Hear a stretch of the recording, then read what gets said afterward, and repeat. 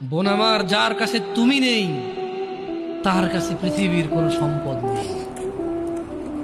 বোন আমার, 12 বছর 15 বছর বয়সে তুমি কেন বিবাহের পূর্বে আরেকজনকে তোমার শরীর ধরতে দাও? আর যুবক ভাই আমার, কি বলিস কি তুই? এই পৃথিবী আর পৃথিবীতে যা আছে এর চেয়ে মূল্যবান হচ্ছে এই মেয়েটা।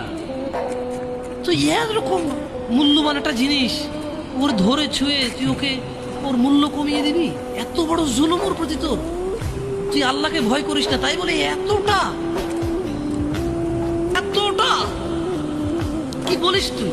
তুই কি কারো গাড়ির গ্লাস ভাঙছিস জীবনে? না। কেন? ওর লস হবে। তুই কি কোনোদিন কোনো মানুষকে ঘুষ দিছিস? না। কারণ তাহলে ও বেচারা কষ্ট পাবে। তুই কি জীবনে কারো পেটে ছুরি ঢুকাই দিছিস? না।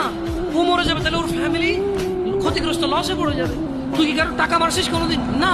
তাহলে ওর ফ্যামিলি টাকার কারণে কষ্ট পাবে। তাহলে তুই কেন তুই এত ছোট ছোট বিষয়গুলো খেয়াল রাখিস যে আরেকজনের লস হবে? তাহলে তুই এই মেয়েটার জীবনটাকে তুই কি করলি? তুই পুরো পৃথিবী আর পৃথিবীতে যা আছে সবকিছু বিক্রি করলে যে সম্পদ হবে, সবকিছু অর্জন করলে যে অর্জন হবে, এর চাইতে মূল্যবান তুই ওকে সতীত্ব থেকে বের করে নিয়ে আসলি।